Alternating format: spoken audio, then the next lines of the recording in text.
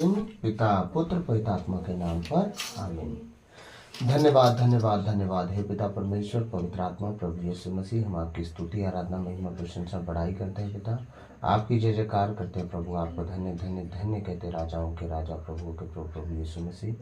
इसी रात के लिए, आज के दिन के लिए, शाम रात के लिए पिता हम धन्यवाद देते हैं कि आपने अब तक हमें जीवित सुरक्षित और अचानक मरण से बचाया, हर अप्रिय घटना से, हर दुर्घटना से, हर एक्सीडेंट महामारी से बचाया, उसके लिए धन्यवाद पिता। आज तक जो भी हमसे मन वचन कर्म से अपना कर्तव्य पूरा ना करने जो हमसे पाप गुना हुआ हो, उसके लिए हमें क्षमा कीजिए, दया कीजिए, कृपा कीजिए, हमें दंड ना लीजिए, हमारे पर गुना अपराध क्षमा कीजिए, ताकि हम आपके कहे अनुसार जीवन जिए, पाप गुना से दूर है, पवित्रताई और खराई में चल सके, इसी और बनाइए। हे परम प्रधान परमेश्वर, आज का एक एक वचन प्रभु दो धारी तलवार की तरह हो प्रभु, हमारे जीवन की सारी कमी घटी काट छाट के अलग करे और हम पवित्र और खरे जीवन जिए प्रभु। हे परम प्रधान परमेश्वर, हम जब आपके भजन और गीत को गाएं, हमारे जीवन से आपको महिमा मिले। ओ पिता, हम सारी बातों को आपके चरणों में रखते हुए प्रार्थना यीशु मसीह के सामर्थी नाम से पिता हम आपसे मांगते हैं, सुनिए और दया से ग्रहण कीजिए, आमीन। चले हो तुम खुदा के साथ, रास्ता सकरा है, खुदा का थामे रखना हाथ, रास्ता सकरा है। चले हो तुम खुदा के साथ, रास्ता सकरा है, खुदा का थामे रखना हाथ, रास्ता सकरा है।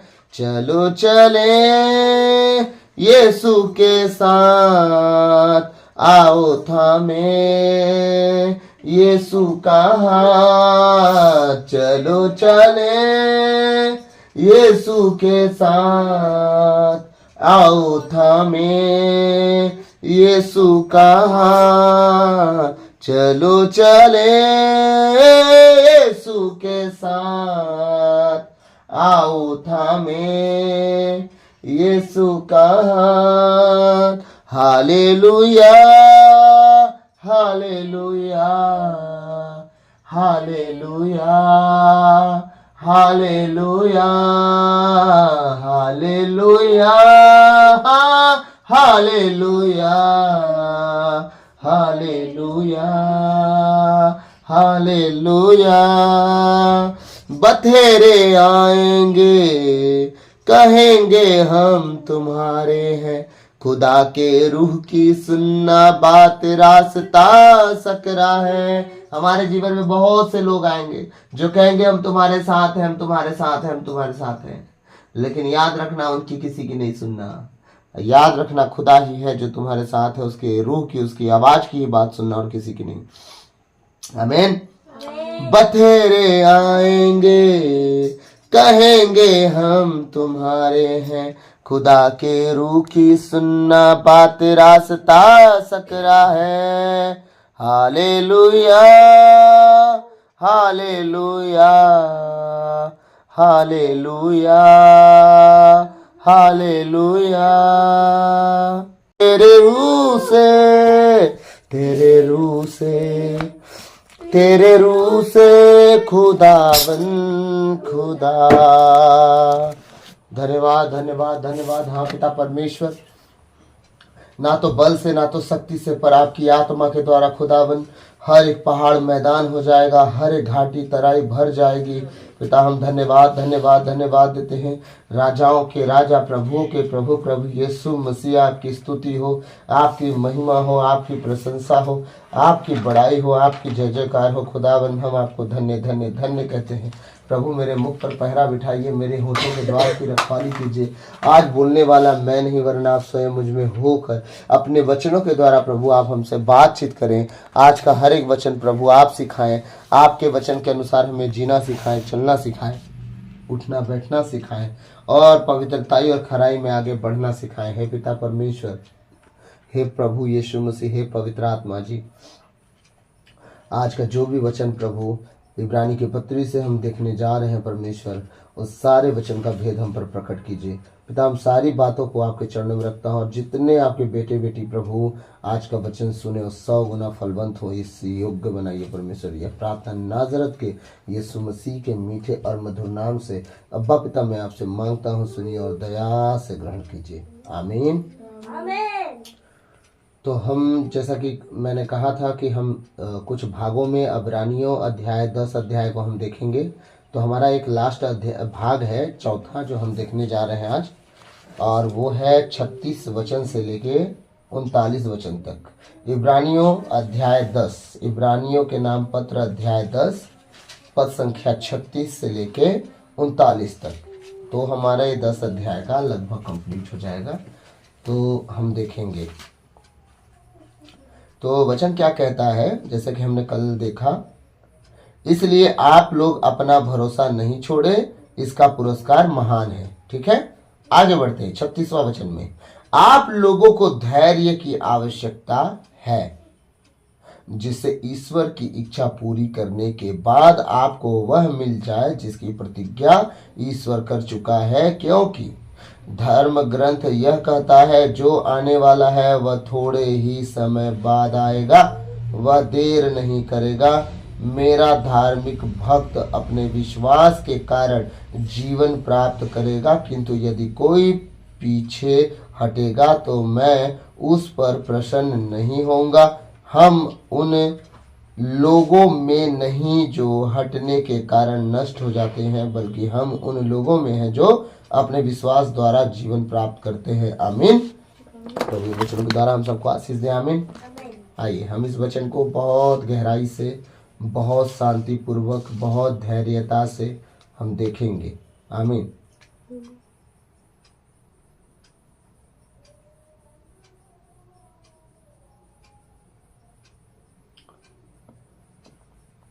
एक वचन हम देखेंगे थोड़ा सा, मैं आपके लिए पहले बताता हूं कौन सा। हबक्कुक का ग्रंथ,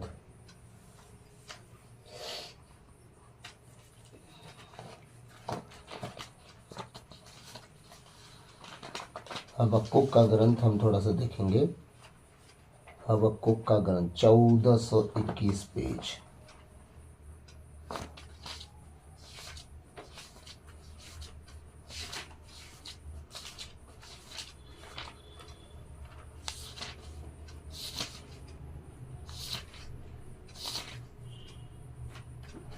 और अध्याय रहेगा हमारा 2 और 3 और 4 वचन।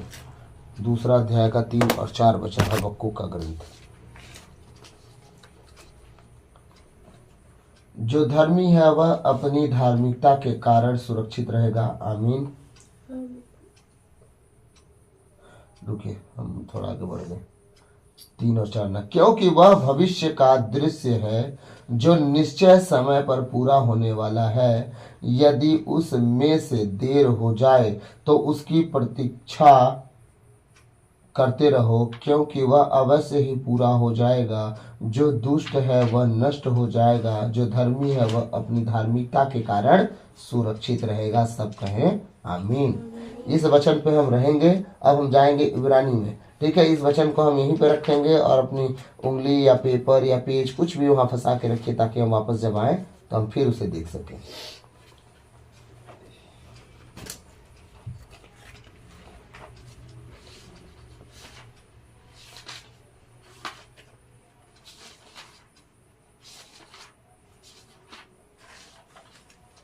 आइए वचन हम देखेंगे, बड़े ध्यान से सुनिएगा आज का वचन, क्योंकि ये वचन है उस समय के लिए जब हमारा प्रभु यीशु मसीह बादलों पर आएंगे और धर्मियों को उठा ले जाएंगे और शैतान को उसे दंड देंगे। उस समय के विषय में बात की जा रही है, और हबक्कुक के ग्रंथ में भी यही बात कही गई है। हाँ, और याज नहीं कहा गया है, इसलिए हम नए विधान से जब पढ़ते हैं तो हमें मोटे मोटे अक्षरों में बताया जाता है कि ये पुराने विधान की बातें हैं, नए विधान की सिर्फ बातें नहीं है। ठीक है, आप लोगों को धैर्य की आवश्यकता है, क्योंकि आज बहुत से प्रभु के लोग हैं जिन्हें ना धैर्य है, ना वो ढाढ़स रखते हैं, ना विश्वास रखते हैं, ना वो अपने आप को संभाल बचा पा रहे हैं। वो उत्साहित और उतावली होकर भाग दौड़ कर रहे हैं, उत्साहित और उतावली होकर भाग दौड़ करते रहते हैं, और किसी भी रीति से अपने परमेश्वर के वचन के अनुसार ना रोक पाते हैं अपने आप को, ना ठहर पाते हैं अपने आप को, ना किसी रीति से उस वचन का वो उस पर समय दे पाते हैं, ना उसके अनुसार चल पाते हैं। थोड़ा सा परेशानी आएगा, वो ऐसा विचलित होंगे कि वो अकबकाना शुरू कर देंगे। और प्रभु यहाँ पे अपने वचन में क्या कर रहे हैं, आप लोगों को धैर्य की आवश्यकता है। हाँ, आपको धैर्य की मतलब आपको थोड़ा सा रुकने की आवश्यकता है, थोड़ा सा पेशेंस रखने की ज़रूरत है, थोड़ा सा धीरज रखने की ज़रूरत है, थोड़ा सा सह के चलने की ज़रूरत है।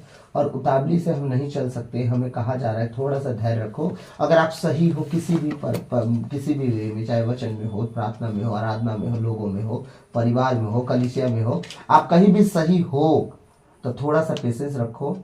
खुदा आपको अपना मार्ग बताएगा और उस मार्ग पर आप चलोगे, आप सुरक्षित रहोगे और सब कुछ आपके लिए भलाई उत्पन्न होगी। आमीन। आप लोगों को धैर्य की आवश्यकता है, जिससे ईश्वर की इच्छा पूरी करने के बाद आपको वह मिल जाए जिसकी प्रतिज्ञा ईश्वर कर चुका है। वाह, आमीन। प्रभु क्या कह रहे हैं, अगर आप थोड़ा सा सह लेते हो, धीरज धर लेते हो, थोड़ा सा अगर आप थोड़ा सा धैर्य रख लेते हो तो आपको वो मिलेगा। क्या मिलेगा, कह रहा परमेश्वर, जिससे ईश्वर की इच्छा पूरी करने के बाद आपको वह मिल जाएगा जिसकी प्रतिज्ञा ईश्वर कर चुका है। ईश्वर पहले ही जिसकी प्रतिज्ञा कर चुका है, वो परमेश्वर कह रहा है कि अगर आप धीरज धर लो, वचन को थामे रहो, मेरे कहे अनुसार चलते जाओ, पवित्र और खरा जीवन जीते जाओ, आप लोग को एक दिन वो मिलेगा जिसका वादा परमेश्वर हमारा खुद यीशु मसीह के द्वारा और यीशु मसीह के लिए, यीशु मसीह को हमारे लिए पूरी रीति से क्या कर चुका है, हमारे लिए वो लागू कर चुका है, वो धैर्य के द्वारा। आमीन। क्योंकि धर्म ग्रंथ यह कहता है, जब भी आपको बाइबल में लिखे कि धर्म ग्रंथ यह कहता है, तो आप याद रखना ये नए विधान की बात नहीं हो रही है, पुराने विधान की बात कर रही है। धर्म ग्रंथ हमेशा पुराने विधान के लिए बोला गया है। यीशु मसीह मत्ती से लेके प्रकाशना ग्रंथ तक जब आप पढ़ेंगे वो धर्म ग्रंथ नहीं कहा जाता है, लेकिन जब उसमें धर्म ग्रंथ की बात लिखी जाए तो आप जान लेना कि आप पुराना विधान की बात कही जा रही, तब आप नए विधान की बातों को अब पुराना विधान में आप खोजना शुरू करना, ताकि आप जो धर्म ग्रंथ कहता है जब आप पढ़ोगे तो उन सब बातों को आप पुराने विधान में पाओगे। इसलिए जितने जगहों पे धर्म ग्रंथ लिखा है, कहा है, ये सब बातें धर्म ग्रंथ में लिखा है जो कहा जाता है, आप जान जाओगे कि पुराने विधान की बातें कही जा रही है। तो धर्म ग्रंथ में क्या कहा गया है, लिखा है, हम देखते हैं थोड़ा सा। क्योंकि धर्म ग्रंथ यह कहता है, जो आने वाला है वह थोड़ी ही समय बाद आएगा, वह देर नहीं करेगा। वो कौन है, हमारे प्रभु यीशु मसीह। वो आने वाले हैं और थोड़े ही समय बाद आएंगे, वह देर नहीं करने वाले। आपका समय, आपका सिचुएशन, आपका हर एक परिस्थिति देख लीजिए, आपको समझ में आ जाएगा कि जितनी भविष्यवाणियां हुई हैं यीशु मसीह के उठा लिए जाने और उसके 7 साल बाद के रैप्चर के, वो सारी भविष्यवाणियां पूरी होते देख रही हैं। आपके भारत की बात छोड़ो, जो विदेशों में चले जाओ, क्रिश्चियनिटी में चले जाओ, प्रभु के लोगों को देखो, प्रभु के लोग ही डेविल का प्रचार कर रहे हैं। सोच के देखो कितना डेंजर मौसम आ गया है। हाँ, ये ईसाई लोग ही शैतान का प्रचार कर रहे हैं, पूजा कर रहे हैं, ये दिन आ गए। क्रिश्चियन लोग क्या यहां से गैर जाति नहीं गए हैं विदेश शैतान का पूजा करने? बहुत से स्टेटमेंट मिलते हैं सुनने के लिए, उनके नाम, उनके क्या बोलते हैं सरनेम, सब पता चलता है कौन है ये, लेकिन ये परमेश्वर को जान के भी लूसीफर का प्रचार करने लगे। किस लिए? व्यभिचार और धन, 2 चीजों के लिए बस, क्योंकि शैतान इसे खुल्ला देता है, व्यभिचार और धन। जो परमेश्वर के लोग हैं उनको वही लालच देके अपने पास बुलाता है। फिर क्या होता है, कौड़ी कौड़ी के भिखारी हो जाते हैं। ना व्यभिचार बचता है, शरीर खत्म, व्यभिचार खत्म, फिर कौन पैसा देगा, सब खत्म। ये होता है इनके साथ। परमेश्वर की हुई बातें कभी कमजोर और कभी भी निर्बल दुर्बल नहीं होती, वो करेक्ट और समय पर पूरा हो ही जाती है। नशा करने वाला फटे चिथड़े पहनेगा और व्यभिचारी कौड़ी कौड़ी का भिखारी हो जाएगा, ये चीजें कंफर्म है। इसीलिए आज दशा खराब है। प्रभु का वचन कह रहा है, धर्म ग्रंथ यह कहता है, जो आने वाला है वह थोड़े ही समय बाद आएगा, वह देर नहीं करेगा। मेरा धार्मिक भक्त अपने विश्वास के कारण जीवन प्राप्त करेगा। कौन? परमेश्वर कह रहे हैं कि जब वो आएगा देर नहीं करेगा। तो आएगा तो सबके लिए नहीं आएगा, वो हमारा प्रभु यीशु मसीह सिर्फ आएगा तो धर्मियों के लिए आएगा, अब वो पापियों के लिए नहीं आने वाला।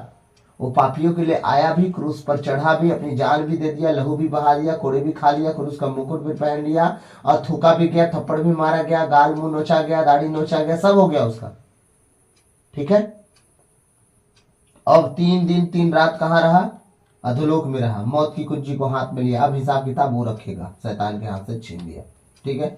अब वो कहाँ चला गया? पिता के दाहिने। अब वो मारने नहीं आएगा, क्रूस पर चढ़ने नहीं आएगा। अब वो 3 दिन जब सॉरी 3 दिन बोला मैं, जब वो आएगा अब वो न्याय करने आएगा। अब वो 3 दिन के लिए फिर से दफन होने के लिए नहीं आने वाला। इसीलिए कह रहा है प्रभु का वचन, जो आने वाला है वह थोड़े ही समय बाद आएगा। वो क्यों चेतावनी की तरह ये बात कही जा रही है हमको? धर्म ग्रंथ यह कहता है कि जो आने वाला थोड़ी समय, मतलब तुम्हें तैयार रहने के लिए कहा जा रहा है। जल्द से जल्द अपनी तैयारी कर लो, जल्द से जल्द तैयार हो जाओ, जल्द से जल्द तैयार हो जाओ, क्योंकि जो आने वाला है वो थोड़े ही समय बाद आएगा। जब वो आएगा तो क्या तुम्हें धार्मिकता पाएगा, तुम्हें पवित्रता ही पाएगा, तुम्हें खराई पाएगा, तुम्हें सच्चा जीवन पाएगा, तुम्हें वो जीवन पाएगा जो आज तक तुम वचन में सुनते आए कि ऐसा मत करना, ऐसा मत करना, ऐसा मत करना, ऐसा करना, ऐसा करना, ऐसा करना। अगर तुम्हें ये नहीं पाएगा तो क्या तुम स्वर्ग राज के अधिकारी हो पाओगे? हाँ। और तुम सोचते हो कि कल को किसने देखा? कब्र में जाने के बाद प्रभु यीशु तीसरे दिन मृतों में से जी उठे, यही दिखाने के लिए भूलना मत कि तुम कब्र में जाने के बाद भी तुम्हारे लिए अनंत जीवन रखा गया है। अगर तुम सही जीवन जी हो तो ये मत भूलना कि तुम मर गए तो तुम्हारा अस्तित्व खत्म हो गया। नो, या तो नरक दंड अनंत जीवन के साथ, या तो स्वर्ग राज अनंत जीवन के साथ, दोनों ही प्राप्त होंगे और होंगे जरूर, भूलना मत। ये नहीं कि हम मर गए हमारा किस्सा खत्म, वजूद खत्म। नो, ऐसा नहीं है। धर्मी जन की परमेश्वर ने कहा, जब परमेश्वर अपने लोगों को उठाएगा, सबसे पहले जो कब्र में धर्मी जन सो गए हैं वो उठा लिए जाएंगे। तो चाहे तुम आज मरो चाहे कल मरो, यीशु मसीह आए चाहे ना आए, चाहे परसों आए चाहे 4 साल बाद आए, चाहे रैप्चर आज हो चाहे परसों हो, आप अगर चाहे आज मरो चाहे कल मरो, कोई फर्क नहीं पड़ता। अगर आप धर्मी जन बन के मरे हो तो याद रखना, कब्र से सबसे पहले बच्चे नहीं धरती से उठाए जाएंगे जो पवित्र जीवन जी रहे हैं बच्चे। नो, सबसे पहले वो धर्मी जन जो कब्र में चले गए हैं, परमेश्वर उन्हें उठाएगा कब्र से, तब बच्चे उठाए जाएंगे। तब वो धर्मी जन जो धरती पर जी रहे हैं पवित्र जीवन, वो उठा लिए जाएंगे। सारे प्रचारक नहीं उठा लिए जाएंगे, उसने नहीं कहा है जो प्रचार कर रहे हैं वो उठा लिए जाएंगे। नो, जो धर्म का जीवन जी रहे हैं। क्या पता कि जो प्रचार कर रहा है वो पाप में चला गया हो, जो आज सबसे बड़ा गुनाहगार हो और वो कल कलीसिया में आके माफी मांग लिया हो, प्रभु मैंने सच में बहुत माफ किया, मैंने सच में बहुत बड़ा पाप किया, मुझे क्षमा कर दे। जब प्रभु इस तरह से सुनेगा तो क्या उसे माफ नहीं करेगा? हाँ, जब उसे माफ करेगा क्या होगा? याद रखिएगा, जो धर्मी बनते हैं धर्मी बने रह जाएंगे और वो पाप में गिरा हुआ व्यक्ति उठा लिया जाएगा। कैसे होगा? आप उस मंदिर में एक धनवान और एक पाप किया हुआ व्यक्ति पहुंच गया, हाँ, तो शास्त्री फरीसी कहता है कि मैं इसकी तरह नहीं, इसकी तरह पापी नहीं, मैं दान देता हूँ, दशमांश देता हूँ, मैं भेंट चढ़ाता हूँ, मैं लोगों की मदद करता हूँ, इसकी तरह नहीं। और वो मंदिर के गेट पे लेट के बोलता है, प्रभु मैं तुझे देखने योग्य तक नहीं हूँ, मुझे माफ कर दे, मैं बहुत पापी हूँ। प्रभु ने क्या कहा? किसके पाप क्षमा किए गए? ये जो गेट में पड़ा हुआ था ना, उसी के पाप क्षमा किए गए। इस तरह परमेश्वर में दृष्टांतों में बताता गया कि धर्मी जन ऐसे माफ कर दिए जाएंगे एक दिन, और तुम पाप क्षमा ऐसे ही पा जाओगे एक दिन। याद रखना, ये सोचना मत कि जो बड़ा धर्मी का काम कर रहा है, बड़े वचन सुना रहा है, लंबा चौड़ा हाँक रहा है, वो बच जाएगा। याद रखिएगा, खरा उपदेशक जरूर उठा लिया जाएगा, जो खरा सुसमाचार सुनाता है। क्यों? खरा उपदेशक का पहचान होगा कि वो खुद जीवन भी खरा जी रहा होगा, क्योंकि खरा उपदेश तब आता है जब व्यक्ति जीवन खरा जीता है। और जब वो खरा जीवन जीता है तब उसे ना लगता है कि जो जीवन मैं जी रहा हूँ सही जी रहा हूँ, इसीलिए मुझे भी यही जीवन जो वचन के साथ मुझे मिल रहा है मैं दूसरों को भी जीना सिखाऊं। और जितने खरे प्रचारक हैं आपको स्वर्ग राज में मिलेंगे। आमीन। इसलिए मैं भी कोशिश कर रहा हूं कि अपने गुनाहों से भागूं। प्रभु ने कहा है कि पाप से दूर रहना, तो खरे वचनों का प्रचार करो या सुनो, ऐसे कुछ परमेश्वर जिस तरह उसने कहा, तो मैं वचनों को सुनता हूँ, उसके अनुसार चलने की कोशिश करता हूँ, ताकि मैं भी आप सबके साथ परमेश्वर के राज में मिलूं। ऐसा ना हो कि मैं आपको उपदेश देता रहा कि आप राज में जाओ, आप पश्चाताप करके पहुंच गए, अगुआ रह गया नरक की आग में। ऐसा ना हो, इसलिए मैं सोचता हूँ कि मैं भी खरा उपदेश पाऊं और आपको भी दूं। आमीन। वचन कह रहा है, जो आने वाला है वह थोड़ा ही समय बाद आएगा। थोड़े ही समय बाद आएगा, वह देर नहीं करेगा। देखिए वार्निंग के साथ कहा जा रहा है कि वो देर नहीं करेगा, वो आएगा ही आएगा, और ज्यादा दिन नहीं बचा है। चाहे तुम कब्र में रहो चाहे जीवित रहो, न्याय तो तुम्हारा तय है। इससे अच्छा कि कब्र में जाओ, उससे पहले प्रतिदिन, रात कोई नहीं देखा कि हम सुबह उठेंगे कि नहीं, हर रोज पश्चाताप के साथ रात की शुरुआत करनी चाहिए, ताकि अंधेरा हम पर कब्जा ना कर ले। आमीन। मेरा धर्मी भक्त अपने विश्वास के कारण जीवन प्राप्त करेगा। वाओ, परमेश्वर का वचन कह रहा है जो धर्मी है, वो वचन सुना, वचन पढ़ा, प्रार्थना किया, संगति में रहा, वो क्या हो रहा है, वो अब वो विश्वास में आ गया है कि मैं यीशु मसीह मेरे प्रभु हैं, वही मार्ग सत्य जीवन है, वही जीवन की ज्योति और जीवन की रोटी है, वही मुक्ति के कटोरा है। उन्हीं के द्वारा हम जीवन पाएंगे, उन्हीं के द्वारा हम उठना बैठना सीख पाएंगे, चल फिर पाएंगे, उन्हीं के द्वारा हमें स्वर्गराज मिलेगा। तो क्यों ना हम उनके वचन के अनुसार चले फिरे। हाँ, इसीलिए प्रभु का वचन कहता है मेरा धार्मिक भक्त अपने विश्वास के कारण जीवन प्राप्त करेगा। आमीन। जब धर्मी भक्त हम बन जाएंगे तो हम अपने विश्वास के कारण जो हम वचन पे करते हैं और उसके अनुसार चलते हैं, याद रखिएगा, हम जीवन प्राप्त करेंगे। किंतु यदि कोई पीछे हटेगा तो मैं उस पर प्रसन्न नहीं होऊंगा। जो वचन को पढ़ता, सुनता और उसका स्वाद चखता और फिर पीछे हट जाता, प्रभु कह रहा है कि उससे मैं प्रसन्न नहीं होता। तब दुख विपत्ति उसके जीवन में फिर दुगुना घुस जाती है, क्योंकि एक शैतान जाता है और साथ लेके आ जाता है। इसीलिए पुराना विधान में लिखा है, जिस तरह वचन कहता है धर्म ग्रंथ यह, क्योंकि धर्म ग्रंथ यह कहता है। क्या कहता है धर्म ग्रंथ? अब हम धर्म ग्रंथ में जाएंगे तो हबक्कुक का ग्रंथ अध्याय 2 पद संख्या 3 और 4 यही धर्म ग्रंथ कहता है जो वहां कहा है। ठीक है, कहता है प्रभु ने उत्तर में मुझसे यह कहा, दूसरा वचन पढ़ रहा था मैं, चलिए वहीं से पढ़ देता हूं। यह कहा, जो दृश्य तुम देखने वाले हो उसे स्पष्ट रूप से पाटियों पर लिखो, जिससे वह उसे सुगमता से पढ़ सके। क्या पढ़ना है?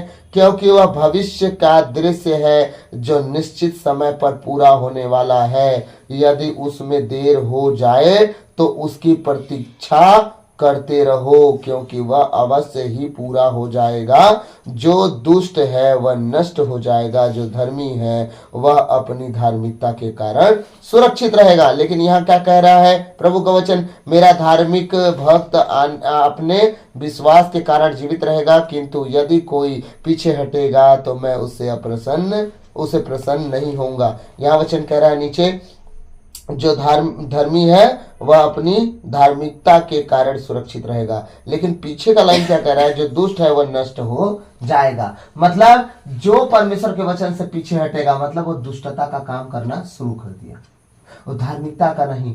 अब दुनिया कहेगी कि भाई हमसे नहीं हो पाया। ऐसा कौन सा काम परमेश्वर ने कह दिया कि आप नहीं कर पाए? हाँ, परमेश्वर ने कहा व्यभिचार ना करना, ये गलत कर दिया वो। उसने कहा नशा ना करना, गलत कर दिया वो। बुराई ना करना, गलत कर दिया वो। चुगली निंदा ना करना, गलत कर दिया वो। अब ऐसा कौन सा काम परमेश्वर बोल दिया कि आपसे नहीं हो पाया भाई, क्या पीछे हट गए? हाँ, तब वो दुष्ट जन की बातों में घुस गया और परमेश्वर कहता है ऐसे लोग दंड जरूर पाएंगे और नरक की आग के भागी बन जाएंगे, बचेंगे नहीं। हाँ, तो क्या हम भी उस लायक जीवन तो नहीं जी रहे हैं? अपने आप को जांचने का समय है आज, कि प्रभु के आने के दिन में ऐसा कोई व्यक्ति ना रहे जो परमेश्वर के दंड का भागी बन जाए और जो परमेश्वर के दंड को अपने ऊपर लाद ले और फंस जाए। आमीन। हम उन लोगों में नहीं जो हटने के कारण नष्ट हो जाते हैं। वाह, जो पीछे हटता है वो नष्ट होता है। याद रखिएगा, वो धरती पे भी और स्वर्गराज में भी ऐसा ही होगा। धरती पर जितने लोग बैकस्लाइड हुए हैं, यीशु मसीह को छोड़ के पीछे हट गए हैं, जो वचन को जानने के बाद भी वचन का इनकार किए हैं, जो वचन के साथ चलने के बाद भी वचन को छोड़ के और प्रभु का साथ छोड़ के फिर मनमानी जीवन जिए हैं, उन सबको याद करिए, स्मरण करिए प्रभु क्या कह रहा है वचन में। प्रभु वचन कह रहा है, हम उन लोगों में नहीं जो हटने के कारण नष्ट हो जाते हैं, बल्कि हम उन लोगों में हैं जो अपने विश्वास द्वारा जीवन प्राप्त करते हैं। आमीन। तो प्रभु का वचन कह रहा है कि आप अपने अविश्वास के कारण या वचन को सुनने के बाद, उसको समझने के बाद जो पीछे हट के नष्ट हो जाते हो, उसमें से मत बनो। आप, प्रभु कह रहा है जिस तरह पौलुस, जिस तरह जितने चेले थे प्रभु के विश्वास के कारण जीवन को प्राप्त कर ले गए, उस तरह बनो। हाँ, विश्वास के कारण जीवन मिलता है, ना कि बुद्धि विवेक के कारण। विश्वास के कारण। बुद्धि सबके पास है, विवेक सबके पास है। क्या यीशु मसीह का वचन मानते हैं वो? नहीं। आज बुद्धि के द्वारा पता नहीं क्या क्या कर डाले। जहाज उड़ रही है, रॉकेट उड़ रहा है, चांद पर जाके बैठ जा रहे हैं। और पहले बचपन में चंदा हमारे भगवान ही थे, फिर मामा भी बन गए, फिर करवा चौथ के पति भी बन गए, मतलब समझिएगा। लेकिन अब तो इंसान वहां जाके बस जा रहा है, बैठ जा रहा है, उतर जा रहा है। कहाँ गए भगवान? वो तो बोलता है ग्रह है भाई। विज्ञान तो ये नहीं कहता है ये तो ग्रह है। लेकिन परमेश्वर ने क्या बनाया उससे? वो कहता है रात के लिए तुम्हें तो कुछ तो चाहिए ना उजाला के लिए, तो मैं रात के लिए चांद ठहरा देता हूं। आप हमारा परमेश्वर सोचिए कितना अच्छा डेकोरेशन करने वाला है ना। हम लोगों से इतना प्यार किया कि आकाश को, बादलों को उसने क्या कर दिया? चांद और सितारों से भर दिया कि दिन में तो सूरज तुम्हें रोशनी देगा, रात के लिए क्या करूं? चलो रात के लिए तुम्हें ड्रीम दिखाने के लिए, अच्छे सपने दिखाने के लिए जगमगाता हुआ आकाश दिखा देता हूं। लो चांद और तारों को देखो। ऐसा डेकोरेशन दुनिया का कोई व्यक्ति नहीं कर सकता, वो मैं कर दे रहा हूँ। हाँ, ये हमारा परमेश्वर कितना सुंदर आकाश बनाया। जब हम रात को बाहर निकलते, वाह तारों की गिनती, वाह हमारा छत कितना सजाया हुआ है। आकाश में, खुले मैदान में। जब हम बचपन में गर्मियों में हम लोग बाहर सोते थे, इतना सुंदर तारा देखते रहते थे। वो तारा ऐसा है, वो ऐसे देखते देखते सो भी जाते थे और सुबह भूल जाते थे। रात होती थी फिर वही देखना शुरू कर देते थे। हाँ, इतना अच्छा लगता था। और यही क्या बोलते हैं, मार्च के महीना में होली के दिन आते थे। उन दिनों में हम लोग चांद की चांदनी के द्वारा कितना रात भर घूम लेते थे। ये सब चीजें होती थी। लेकिन क्या था, हम जानते नहीं थे प्रभु के विषय में। लेकिन अब प्रभु के विषय में जानते हैं, तब समझ में आया कि सूरज चांद सब कुछ परमेश्वर ने मनुष्य के लिए बनाया, धरती के लिए बनाया, उनके लिए हित के लिए बनाया। सब कुछ उनके मतलब कंप्लीटली उनका व्यवस्था किया। लेकिन हम उनसे ईश्वर का दर्जा देते गए, यही थोड़ा सा हमारे साथ मिस्टेक होते गया। खैर ये हमारा विषय नहीं है। लेकिन हमारा विषय जो है, हमने देखा हमारा विषय यही है कि हम अगर विश्वास करते रहेंगे तो याद रखिएगा हमारा अनंत जीवन हमें मिलना तय है, और वो हमसे कभी नहीं छूटेगा। क्योंकि प्रभु वचन कह रहे हैं, हम उन लोगों में नहीं जो हटने के कारण नष्ट हो जाते हैं, बल्कि हम उन लोगों में हैं जो अपने विश्वास द्वारा जीवन प्राप्त करते हैं। आमीन। तो हमें क्या करना है? जीवन द्वारा विश्वास प्राप्त करना है। और जो कि हमारा क्या बोलते हैं, विश्वास के कारण जो जीवन प्राप्त होता है, वो विश्वास हमें सदा बनाए रखना। और विश्वास हमारा यीशु मसीह और उसका जीवित वचन। आमीन। तो प्रभु इन वचनों के द्वारा हम सबको आशीष दे। आमीन। आइए हम अंतिम प्रार्थना में जाएंगे। सर्वशक्तिमान महान परमेश्वर पिता, हम आपको धन्यवाद धन्यवाद धन्यवाद देते हैं। राजाओं के राजा, प्रभुओं के प्रभु, प्रभु यीशु मसीह, पिछली रात के लिए, आज के दिन के लिए, इस शाम रात के लिए पिता हम धन्यवाद देते हैं कि आपने अब तक हमें जीवित, सुरक्षित और अचानक मरण से बचाया। हर अप्रिय घटना से, हर दुर्घटना से, हर एक्सीडेंट, महामारी से बचाया, उसके लिए धन्यवाद पिता। आज तक जो भी हमसे मन वचन कर्म से अपना कर्तव्य पूरा ना करने, जो हमसे पाप गुनाह हुआ है, उसके लिए हमें क्षमा कीजिए, दया कीजिए, कृपा कीजिए। हमें दंड ना दीजिए, हमारे कर्ज गुनाह अपराध क्षमा कीजिए, ताकि हम आपके कहे अनुसार जीवन जिए, पाप गुनाह से दूर रहे, पवित्रताई और खराई में चल सके। सहयोग बनाइए प्रभु इस घर को, अपने आप को, अपने इस छोटे से परिवार को प्रभु आपके बलवंत हाथों में देता अपने लहू में छुपाइए। दुष्ट की कोई भी चाल, कोई भी युक्ति या परमेश्वर हमारे इस घर में, हमारे मन, विचार, शरीर, प्राण, आत्मा में घुसने ना पाए। यीशु मसीह के नाम से हर वो एटमोस्फेयर, हर वो बीमारी, हर सर्दी जुकाम, हर वो बुखार यीशु के नाम से निकले और हमारे घर परिवार से फिर दोबारा कभी ना आए। प्रभु पिता, हम प्रार्थना करते हैं आपके उन बेटे बेटियों के लिए जितने आज वचन सुने, वो 100 गुना फल लाए, और वो प्रभु आपके विश्वास में बढ़कर अनंत जीवन को प्राप्त कर सके। सहयोग बना पिता, मैं प्रार्थना करता हूँ आपने जिन बेटे बेटियों को मुझे दिया है प्रभु, उनके लिए मैं प्रार्थना करता हूँ खुदावन कि उनके जीवन को आप सिक्योर करें, अपने लहू में छुपाएं, कवर करें, और तेरे कहे अनुसार वो जीवन जिए। पाक पवित्र उनका जीवन हो, पवित्रताई और खराई में चलने वाले हो सके। प्रभु मैं प्रार्थना करता हूँ यीशु मसीह के नाम से, अपने घर घराने को भी आपके हाथों में देता हूँ, उन्हें संभालिए, बचाइए और आपके पीछे चलना सिखाइए। प्रभु मैं प्रार्थना करता हूँ जिन्होंने आज हमसे प्रार्थना की, अर्जी की है, उनकी सुधि लेना, उनके सर्दी बुखार और उनके शरीर की हर एक तकलीफ यीशु मसीह के नाम से जाने पाए। और परमेश्वर आपके मार खाने से हर एक बीमार चंगा हो चुका है। मैं विश्वास करता हूँ, सारी बातों को आपके चरणों में रखते हुए विनती नाजरत के यीशु मसीह के मीठे और मधुर नाम से बर्ताव से मांगता हूँ, सुनिए और दया से ग्रहण कीजिए। आमीन। धन्यवाद यीशु, धन्यवाद यीशु, धन्यवाद यीशु, धन्यवाद यीशु। Hallelujah, hallelujah. प्रभु आपकी तारीफ हो, तारीफ हो, तारीफ हो, महिमा हो, महिमा हो, महिमा हो, प्रशंसा हो, बड़ाई हो, आपकी जय जयकार हो। प्रभु आपको धन्य धन्य धन्य कहता हूँ राजा। Hallelujah, hallelujah. प्रभु आपकी तारीफ हो, तारीफ हो, तारीफ हो, तारीफ हो, तारीफ हो, तारीफ हो, महिमा हो, महिमा हो, महिमा हो। धन्यवाद, धन्यवाद।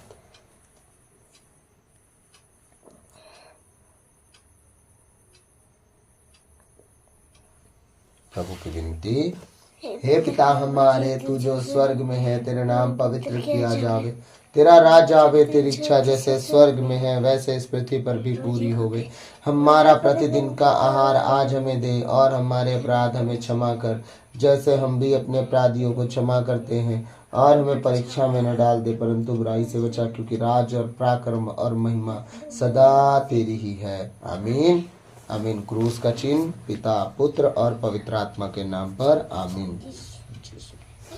प्रभु खूब आशीष दे यीशु, सबों को जय यीशु। प्रभु आप सबको खूब आशीष दे। प्रभु में बने रहिए, प्रभु में चलते जाइए, पवित्रता और खराई में बने रहिए। हमेशा प्रभु आपको संभाले, बचाए, लिए चले। और मैं आशा करता हूँ प्रभु इन वचनों के द्वारा आप सबको आशीष देते हैं, और विश्वास करता हूँ आने वाले दिनों में आप जरूर अपने कमेंट में